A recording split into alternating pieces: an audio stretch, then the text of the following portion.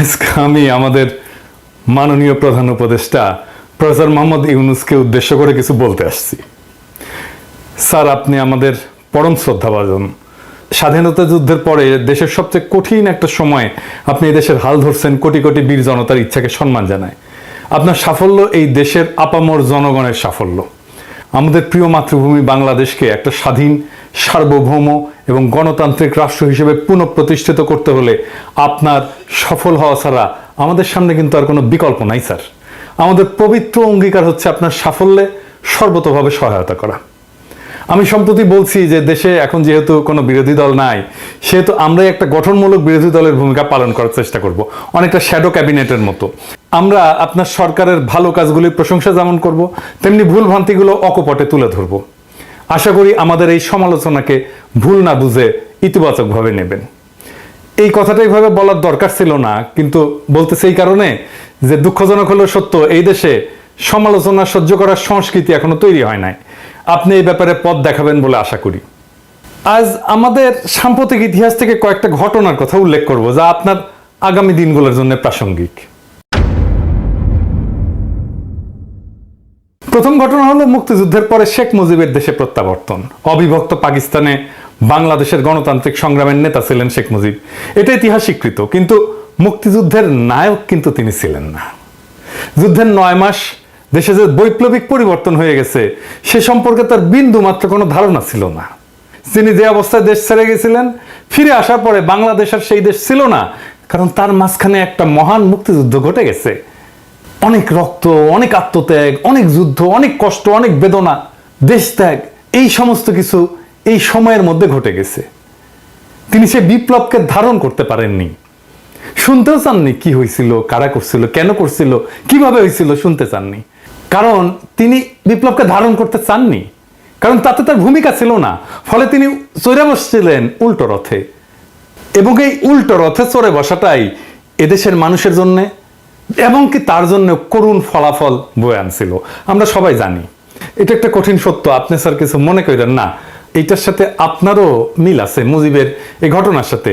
আপনি কিন্তু আমাদের দ্বিতীয় মুক্তিযুদ্ধের নায়ক না, এর নায়ক আমাদের বীর ছাত্র জনতা। শেখ মুজিব অবিসংবাদিত ছিলেন বলেই 72-এ সবাই তাকে অন্তরের সাথে বরণ করছিল। আপনি সর্বজন গ্রাহ্য বলেই দেশবাসী এবার আপনাকে চাইছে। আমরা আশা করব আপনি মুজিবের মতো ভুল করবেন না।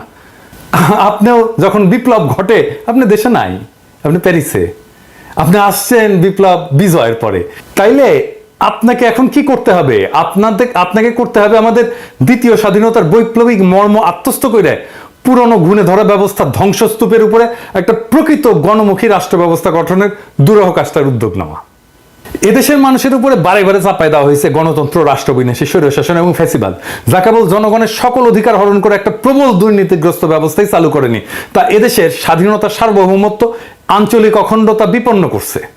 আমাদের প্রত্যাশা আপনি এই স্বৈরশাসন এবং ফ্যাসিবাদের জানাজা পড়বেন এবং দাফন করবেন, যাতে আর কোনোদিন তা বাংলাদেশের পূর্ণ মাটিতে ফিরে আসতে না পারে। এবার ইতিহাসের দ্বিতীয় ঘটনাটা বলি। আপনি জানেন যে রাষ্ট্রপতি জিয়া হত্যার পরে সেনাপ্রধান এরশাদ তাৎক্ষণিকভাবে ক্ষমতা দখল করেনি। সেই সময় মানুষের সেন্টিমেন্ট এমন ছিল যে তাতে তার পক্ষে রাষ্ট্র ক্ষমতা দখল করা সম্ভবই ছিল না। সে ধীরে ধীরে ঠান্ডা মাথায় ক্ষমতা দখলের পরিকল্পনা করে। ঘটনাটা হইতেছে যে পরিকল্পনাটা কিন্তু সে করে না স্যার, করছিল এরশাদ ছিল ভারতের 1 নাম্বার পুতুল। সে কি করছে? সে নতুন রাষ্ট্রপতি নির্বাচন করতে দিছে, যে নির্বাচনে বিজয়ী হয়েছিলেন ভাইস প্রেসিডেন্ট বিচারপতি আব্দুস সাত্তার। প্রেসিডেন্ট সাত্তার আসনে বসার পর থেকে তার শয়তানি শুরু হয়, এরশাদের খেলা শুরু হয়। প্রথমে সে দাবি করে দেশ শাসনে সেনাবাহিনীকে অংশ দিতে হবে।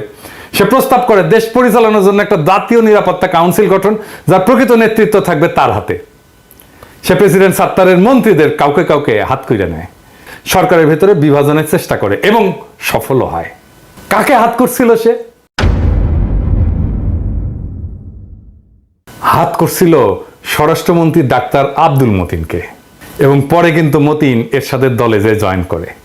প্রেসিডেন্ট সাত্তারের সাথে বিশ্বাসঘাতকতা কইরা এরশাদের সাথে হাত মিলায় এক মন্ত্রী বাড়ি থেকে গাল কাটা কামাল নামে এক দুর্বৃত্তকে গ্রেপ্তারের নাটক সাজায়। এটা কিন্তু একটা নাটক ছিল। গাল কাটা কামাল কার শিষ্য ছিল সেটাও আমি জানি, যাই হোক সে গল্পে আর না যাই। এই নাটকটা এরশাদের সামরিক কুয়ের পথ প্রশস্ত করে এবং এটা পোস্ট করছিল ডিজিএফআই, সাজাইছিল। এরশাদ ক্ষমতা নেওয়ার আগে বিদেশি দূতদের মধ্যে একমাত্র ভারতীয় রাষ্ট্রদূতের সাথে সাক্ষাৎ করছিল, একমাত্র। এরশাদের পর যে সংসদ নির্বাচন করে তাতে হাসিনার নেতৃত্বে আওয়ামী লীগ হয় বিরোধী দল। এভাবেই ঘুর পথে ভারতের সাহায্যে আওয়ামী লীগ বাংলাদেশের রাজনীতিতে পুনর্বাসিত হয়। এরশাদ হচ্ছে ভারতের 1 নম্বর পুতুল, আর 2 নম্বর পুতুল হিসেবে কাজ শুরু করে হাসিনা। পুরা ক্ষমতা সরকারি দল ভারতের, বিরোধী দল ভারতের। এই হইল ভারতের বাংলাদেশের রাজনীতিতে আবার পা ফেলার সূচনা। এই নাটক যে আবার মঞ্চস্থ হবে না, আপনি কি স্যার সেটা নিশ্চয়তা দিতে পারেন? যে প্রেসিডেন্ট সুপ্পু আপনাকে শপথ দিছে যে পদে বহাল থাকলে সে তো আপনার নিয়োগও বাতিল করতে পারে না? তাকে পদে বহাল রাখা মানে হইল আওয়ামী লীগের প্রত্যাবর্তনের মহাসড়কটা খুলে রাখা। সুপ্পুকে বিদায় না দেওয়া পর্যন্ত আপনি নিরাপদ না। আপনার এই বুদ্ধি কেউ দেয় না। আপনারা সবাই বলে সংবিধান মেনে চলতে হবে, সংবিধানওয়ালাদেরকে ধরিচ্ছি, দাঁড়ান স্যার, ধরিচ্ছি স্যার, একটু সময় দিছি কিন্তু ধর্ম স্যার, কারা কারাই সংবিধানওয়ালা সেটা ধর্ম। এটা ছাড়াও আমি প্রবল শঙ্কার সাথে লক্ষ্য করতেছি যে 190 এরশাদের কালো ছায়া আপনার এবং আপনার সরকারের উপরে দীর্ঘ থেকে দীর্ঘতর হচ্ছে। আপনার উপরে চাপাই দেওয়া হয়েছে বেশ কয়েকজন উপদেষ্টা যাদের সাথে বিপ্লবের কোনো সম্পর্ক নাই, ন্যূনতম কোনো সম্পর্ক নাই। আমরা বুঝতে অক্ষম 1-11 3জন কুশীলব জায়গা পাইছিল প্রথমেই আপনার উপদেষ্টা পরিষদে, আবার আরো 2 জনকে নিলেন, আলী ইমাম মজুমদার আর জাহাঙ্গীর আলম, 2 জনই তো 111-এর লোক। আর ফয়জুল কবির ও তো আবার প্রথম আলো, আর প্রথম আলোর তো আবার 111। সব প্রথম আলো 111 মিলে আপনার ক্যাবিনেট হয়েছে। মানে আপনার ক্যাবিনেটে সিঙ্গেল মেজরিটি গ্রুপ হচ্ছে 111। শুনতে পাচ্ছি যে বিপ্লবের সহযোগী কোনো কোনো প্রখ্যাত ব্যক্তিকে আপনার সাথে সাক্ষাতের সুযোগও দেওয়া হচ্ছে না। আমরা কিন্তু জানি স্যার যে কারা এসব করতেছে এবং কেন করতেছে। আরেকটা জিনিস দেখাই স্যার, আপনার উপদেষ্টা হাসান আরিফের পোলা হাসনাত আব্দুল্লাহর ছেলেকে নিজে গার্ড দিয়ে নিয়ে গেছে তার বাড়িতে, পোড়া বাড়িতে দেখাইতে। মালপাত্তি ভালোই নিচ্ছে মাশাআল্লাহ, বুড়াগুলার আয় ইনকাম ছিল না, এখন আওয়ামী লীগ পাহারা দিয়া কিছু কামাবে তার পোলা। আমি বাগড়া দাওয়ারকে আপনার উপদেষ্টারা বলে আমি নাকি উগ্র, হটকারী, আনম্যানেজেবল। কি স্যার বলে না? হ্যাঁ বলে তো। তো আপনার শান্ত শিষ্ট, লেজ বিশিষ্ট, লেজের আগে অবশিষ্ট সুশীল সদা উপদেষ্টাগুলোর কাজ কাম দেখেন স্যার, দেখিচ্ছেন তো। বদনাম করলে ওদের হবে না, বদনাম হবে স্যার আপনার। আপনার একটা গল্প বলি স্যার, গ্রামের গল্প তো, মানে আপনার পছন্দ হবে। ওই গাই গরুর বাছুর মারা গেলে গরু কলে দুধ দেয় না স্যার, খালি লাথি দেয়। ওই গাই গরুর দুধ শুকা যায়। তো তখন গোয়ালা করে কি আপনি জানেন এটা স্যার, অনেকে হয়তো জানে না, আমার ক্ষুদ্র ভ্রাতা ভগিনী জানে না। গোয়ালা বাছুরের চামড়া ছাড়ায় ওর মধ্যে খড়ার ভুসি ঢুকায়, ঠেসে ঠেসে। বোকা গরু মনে করে যে তার বাছুর বাইসা আছে, তখন সে লাথি দেয় না, দুধ দেয়। হাঙ্গেরের শত শহীদের রক্তে কেনা বিপ্লবের বাছুর কি মরে গেছে স্যার? হ্যাঁ, তাই ভিতরে ঠাইসা ঠাইসা 111 ঢুকাইতেছেন আপনি, একটার পর একটা ঢুকাইতেছেন। আপনারা মানা করিচ্ছি তারপরেও ঢুকাইতেছেন। আপনারা স্যার 2 জনের নাম দিয়েছিলাম স্যার, আপনি জানেন যে এনাদেরকে উপদেষ্টা করেন, করলে ভালো হবে, বিপ্লবের ভালো হবে, দেশের ভালো হবে। আপনি তো কথাটা রাখলেন না স্যার। যাই হোক, আমি কলে সবার আমল নামা এক এক করে কয়ে দিতে পারি যাদেরকে উপদেষ্টা বানাইছেন। কমু কিন্তু আজকে কইলাম না, কিন্তু পরে কমু।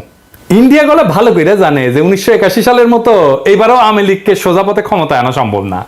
তাই তাদের কাছে বাংলাদেশকে পদতলে রাখার একমাত্র উপায় হচ্ছে এরশাদের মতো ঘুর পথে ক্ষমতায় আসা। এটাই তারা করিচ্ছে। এই জন্যই আপনার ক্যাবিনেটে সব 111-এর লোকজন ঘুর পথে। এই মুহূর্তে এই ধরনের একটা সম্ভাবনার বিরুদ্ধে ব্যবস্থা না নিলে আপনার সরকার অচিরেই বড় ধরনের বিপদে পড়বে। ঢাকায় নিযুক্ত আমেরিকান প্রাক্তন উপরাষ্ট্রদূত বাংলাদেশ প্রেমিক কিন্তু জন ড্যানিলোভিচ, আপনি চেনেন ভালো করে, এমনি এমনি বলেনি যে আর্মির উপর কর্তৃত্ব স্থাপন এই মুহূর্তে আপনার সবচেয়ে বড় প্রয়োজনীয় কাজ। এই কাজটা করেন। ইতিহাসের 3য় ঘটনাটা বলি স্যার। হ্যাঁ, 1996 নির্বাচনের সময় বাংলাদেশের রাষ্ট্রপতি ছিলেন আব্দুর রহমান বিশ্বাস। উনি ছিলেন বিএনপির দ্বারা নির্বাচিত এবং একটা মহল থেকে তাকে সরায় দেওয়ার গুঞ্জন ওঠে। সেই সময় সেনা প্রধান ছিলেন জেনারেল নাসিম সেনা অভ্যুত্থান করার চেষ্টা করে একটা সময়। প্রেসিডেন্ট বিশ্বাস তাৎক্ষণিকভাবে তাকে পদচ্যুত করেন। খুব ছোটখাটো মানুষ ছিলেন কিন্তু প্রেসিডেন্ট বিশ্বাস, বড় সড়ো না, লম্বা চড়ো না, আমার মতো ছোটখাটো মানুষ, কিন্তু সাহসী ছিলেন। এই সাহসী কাজের জন্য প্রেসিডেন্ট বিশ্বাসের কিছু হয়েছিল? কিছু হয় নাই। কেউ তার কেশাগ্র স্পর্শ করতে সাহস করে নাই।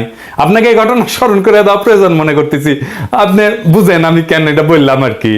সবশেষে ইতিহাস থেকে চতুর্থ ঘটনাটা বলি। এটা স্যার কলে আপনাকে নিয়ে, স্যার আপনি প্লিজ আমাদের ভুল বুঝবেন না, আমি জানি। আপনি স্যার ১/১১ পরে নাগরিক শক্তি নামে একটা রাজনৈতিক দল গঠন করছিলেন, অনেকে আসছিলেন কিন্তু আপনার পাশে, এইভাবে যে একদিন পরে দেশে একটা সুস্থ ধারার রাজনীতি শুরু হইতে যাচ্ছে। আপনার অনেক সাকসেস দুনিয়াতে, কিন্তু আপনার একটা ফেলিয়ার ছিল স্যার, আপনার নাগরিক শক্তি আপনার রাজনীতি করতে পারেন নাই। আপনি কিছুদিন পর দলটা বিলুপ্ত করে দিলেন এবং বললেন যে রাজনীতি আপনার কাজ না, আপনি রাজনীতি থেকে সরে গেলেন, কুইট করলেন। আপনি একটা কাজেই ব্যর্থ হয়েছিলেন, রাজনীতি, রাষ্ট্র পরিচালনার রাজনীতি। কিন্তু স্যার সবচেয়ে বড় রাজনীতি রাষ্ট্র পরিচালনা। ইতিমধ্যে কেউ কেউ আমার কাছে সন্দেহ প্রকাশ করছেন যে অবস্থা প্রতিকূল হইলে আপনি আবারও কুইট করে চলে যাবেন। আমি যদিও এসব বিশ্বাস করি না, তবুও আপনাকে মনে করাই দিচ্ছি যে আপনার চলে যাওয়ার কোনো রাস্তা কিন্তু খোলা নাই স্যার। আপনার দুনিয়াতে পাওয়ার কিছু নাই, এটা সত্য। দুনিয়াতে আপনি যে অসীম সম্মান পাইছেন, আপনি দুনিয়ার বুদ্ধিবৃত্তিক দিকে যেই জায়গায় আছেন, অবস্থান করতেছেন, সেইটার তুলনা বাংলার পৃথিবীতে আর কেউ নাই। কিন্তু এই বিপ্লব যদি ফেল করে স্যার, আপনার কোনো অর্জন কেউ মনে রাখবে না স্যার, আপনার ব্যর্থতা শুধু মনে রাখবে। দুনিয়া সম্পর্কে আপনি আমার চাইতে অনেক বেশি জানেন, মানব চরিত্র সম্পর্কে অনেক বেশি জানেন। আপনি মুরব্বী শুধু না, আপনি আমার গুরুজন। আপনাকে জ্ঞান দেওয়া আমার মানায় না, কিন্তু আমি আপনারে জ্ঞান দিতেছি না স্যার, আপনারে নির্মম রাজনৈতিক বাস্তবতা কইতেছি।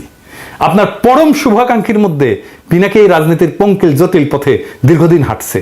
আমার কথাগুলো চিন্তা করেন। আপনি যদি ব্যর্থ হন, আপনার কোনো সাফল্য দুনিয়া মনে রাখবে না স্যার, আপনার এই ব্যর্থতার কথা মনে রাখবে। খুবই নির্মম এইটা। আপনি নিশ্চয়ই উপলব্ধি করেন যে আপনার সরকার বিফল হলে এই যে আন্দোলনকারী লক্ষ কোটি ছাত্র জনতার কি হবে, এটা জানেন তো স্যার? হয় তারা মারা যাবে, নয়তো আয়না ঘরের মতো বন্দিশালায় ধুকে ধুকে বাকি জীবন কাটাবে। আমাদের সমস্ত স্বপ্ন চূর্ণ বিচূর্ণ করে পরাজিত ফ্যাসিবাদ বহুগুণ নির্মমতা নিয়ে বাংলার মাটিতে আবার ফিরে আসবে। বাংলাদেশের স্বাধীনতা, সার্বভৌমত্ব, আঞ্চলিক অখণ্ডতা চিরতরে হারায় যাবে। সুতরাং বিপ্লবকে সাফল্যের স্বর্ণ শিখরে পৌঁছে দেওয়ার যে পবিত্র দায়িত্ব আপনি গ্রহণ করছেন, তা আপনাকে সম্পন্ন করতেই হবে স্যার। শুরুতেই বিপ্লবকে সুসংহত করতে হবে, ফ্যাসিবাদের ফেলে যাওয়া দোসরদের তাড়াই দিতে হবে ক্ষমতার বলয় থেকে। আমার আবেদন, আপনি অত্যন্ত জরুরি কাজটা সেরে ফেলেন, পুরো সরকারকে আপনার নিজের সরকার হিসেবে সাজায় নেন। ইতিহাসের যে ঘটনাগুলো উল্লেখ করলাম, তার সবচেয়ে বড় শিক্ষা হলো যে এই কাজে যে কোনো ধরনের বিলম্ব করা যাবে না স্যার। বেহুলা বাসর ঘরে ঢুকছিল সবচেয়ে আনন্দের সময়টা কাটাইতে, ওই বাসর ঘরের ছিদ্রপথে সাপ ঢুকে গেছিল। এই বেহুলার এই ক্ষমতার বাসর ঘরে ছিদ্রপথে অনেকগুলো সাপ ঢুকে গেছে, তাদের এই মুহূর্তে খতম করেন স্যার। আপনি রাষ্ট্রপতির দায়িত্ব গ্রহণ করেন। বিপ্লবী জনতা তাদের সমস্ত ক্ষমতা আপনার উপরে অর্পণ করছে।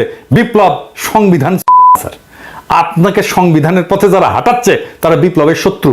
বিপ্লব যদি ব্যর্থ হয়, আমরা কিন্তু উপদেষ্টা মণ্ডলীর কাউকে ছাড়বো না স্যার। আপনি নির্ভয়ে রাষ্ট্রের পূর্ণ কর্তৃত্ব গ্রহণ করেন, রাজপথে আপনার অভিষেক হবে জনতার সমর্থনে। কিন্তু আপনি যদি ক্রমাগত আমাদের আহ্বান উপেক্ষা করেন, আপনার বিরুদ্ধে উচ্চকিত হইতে, এমনকি পথে নামতে আমরা দ্বিধা করব না। ইনকিলাব জিন্দাবাদ।